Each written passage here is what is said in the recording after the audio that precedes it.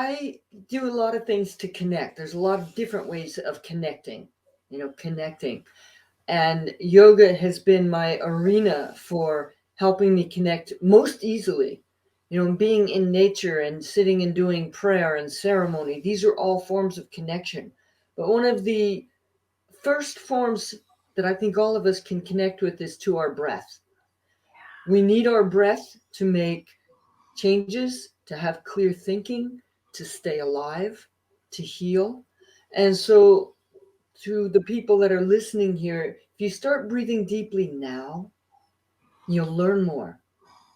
Your mind will clear, your cells will regenerate in a healthier way. Instead of just making a faded blueprint of the cell, it'll make a strong blueprint of the cell. When you want to make changes, you need to first change your breathing. Actually, first you need to make a decision. I want to change. I want to evolve myself, or get out of the mess I've made of my life, or that someone else made of my life, or get off this addiction. You have to make a decision and then stick with it. Even when you fall down in those decisions, you still get back up. It's like, okay, I'm going to be sober starting right now, or whatever the decision is. I'm going to stop lying right now. I want to find out what truth is. And then set up some ethics, some life ethics, like doing yoga every day, or eating clean food that builds your luminosity, or challenging oneself to stop lying and stop believing other people's lies. That would be a very good thing to do, especially in this time of humanity where lies are everywhere. It's like, what's the truth? Who am I without all these lies? So these are just some of the things one can pick up, like right now. Do yoga every day and choose to see more than what people are telling you to look at, which is a very narrow view of reality. Choose to see the truth in a bigger perspective. Yeah. But when I came into the yoga scene in 2000, Anna's yoga scene in 2014, prior to that, I had a bit of a problem with yoga. It was kind of cheesy and pseudo spirituality. And but I liked the exercise and sweating aspect. And I had all these ideas I'd been involved with the Aboriginal people for over 30 years, the world's oldest living culture, which is a really beautiful, true spirituality, which came way before yoga, way before organized religion, way before all philosophy. And my idea was, if I could just bring all this music, shamanism, and beauty and put it into like a yoga format where you get the spiritual touch also with the physical workout, something that honors the body, the spirit, and emotions. So I think we're frozen. Yeah, a little bit. It's still pretty good. We can still hear. So yes, the checklist was: the body needs to move, the mind needs to be stilled, the emotions need to be expressed, the spirits need to be nurtured. So when I met Anna Forrest, it was like, wow, I met her in an elevator, which was so funny. And I was hired to do a ceremony for Anna Forrest when she came to Sydney, Australia. So I had all the dancers and cultural people ready, and we went bang. We just walked into the room and did an amazing ceremony, which got caught on video. And then Anna was the first yoga teacher I met that really had the depth that I could do something serious with. Like I said, I had a lot of good yoga teachers, but there was an element of cheesiness, the oms and the shanties, and there was a little bit of spiritual diabetes. And Anna was just like, yeah, wow, I like that directness and no bullshit. And since we've come together, we've made yoga something else. We've taken yoga to places it hasn't been before, for the better, because everything deserves evolution, whether it's music, whether it's yoga, whatever, everything deserves. People, traditionalists will go, oh, never touch tradition. And that's not true. You always need to evolve or die. Beautiful. You touched on something really important, that our bodies evolve, our minds evolve, our society evolve. We have to be continuously having that discipline of doing practices that are actually appropriate for the time and for our bodies. And I want to follow through with because Anna, you mentioned how important it is to cut all the stuff that's really not appropriate to you and start to really follow your discipline, your own commitment, right?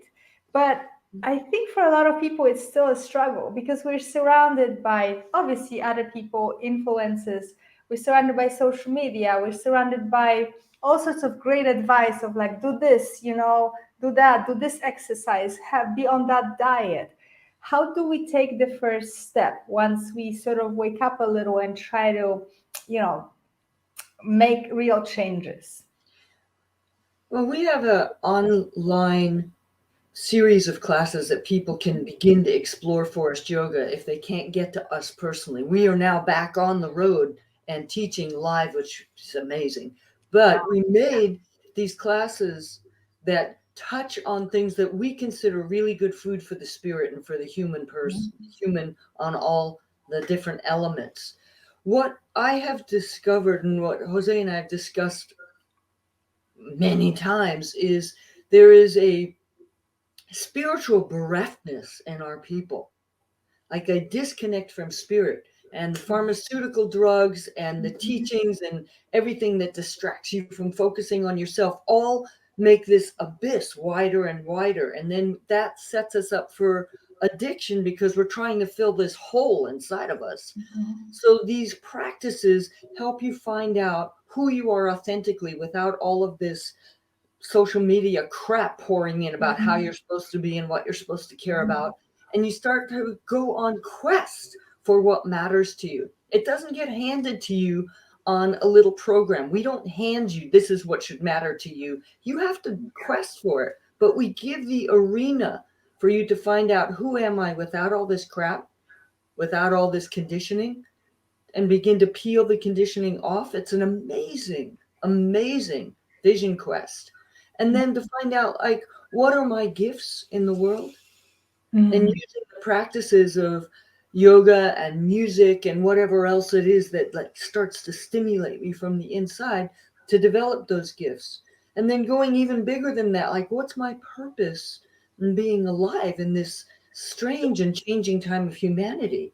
That you have something to do in this world, and to stay focused on these things and not let the bully in your mind take you down into depression or back into your addictions or back into eating crap food or with your friends that you do drugs with, or whatever ways you disconnect, to choose to connect to something powerful and authentic and make that your focus, to choose to quest for and connect to your spirit and learn how to live embodying spirit. So whatever you're doing, it has this scintillating beauty of your spirit imbuing you. There's no, Monica, there is no easy solution at the moment. This psychological warfare on the people has been going on for years, and people are waking up every morning scared, frightened, and going, oh my God, another day. So the only answer to this is structure and hard work. I'm a father of some children, so I realize that children need structure. And now at the moment, adults need structure as well. And you have to do the work. You may not feel like doing the yoga practice every day. Anna and I certainly don't, but we still do it every day. So we need that structure. Every day we need to water the garden of our dreams. Don't give up on your dreams just because the world is the way it is at the moment, because this could also present opportunities. So every day okay, some days I'm scared. I just want to sit in bed and look at the phone. No, get up, do your emails, do your business, do your yoga practice. Every day we take the time to prepare meals. The meals is a sacred ceremony for us. And then every day we do our music practice and singing practice. So, okay, wake up, you're scared, but then get busy. Don't allow the mind, you know, fear was designed to keep us on our toes, not on our knees. And so many people are coming to Anna and I during these times with serious depression. And when I mean serious depression, I mean suicide. So there is no quick remedies. There's no pill prescriptions. Certainly no pharmaceutical drug is the answer. So we want to get cracking each day and structure the day so we don't waste time, you know, laying in bed with our iPhone watching all this nonsense. So the principles that we teach is to not feed yourself garbage and not feed yourself poison and toxicity. And this comes in a lot of different forms. One of it is the way that you eat. And we advocate being vegan because that is the healthiest dietary choice you can make, but also the most ecologically sound and compassionate for the animals and the rest of the planet. So just by the choices that you make with your food, you can either help your health and your luminosity and the planet, or you can add to the destruction of it. So the choices that we can make, even in the midst of turmoil, are profound. We can choose to breathe deeply. We can choose to do our practice. We can choose to eat good, healthy food. We can choose to honor our life.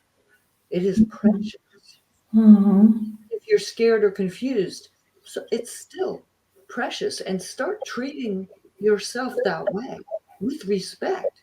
You don't even know yourself. You don't even know the great mystery that you contain, and that is worthy of respect and inquiry. Finding out who Yeah. are you. How can we use fear as an ally? How can we use fear as inspiration? I use it every day as inspiration. So fear gets me out of bed in the morning. Fear gets me onto the computer. Fear gets me onto the yoga mat. So fear actually is not a bad thing as long as it doesn't bring you to your knees and you do nothing. Like a lot of people we know, that's what they're choosing at the moment. And that's, you just got to work through the fear, and then eventually it becomes your ally.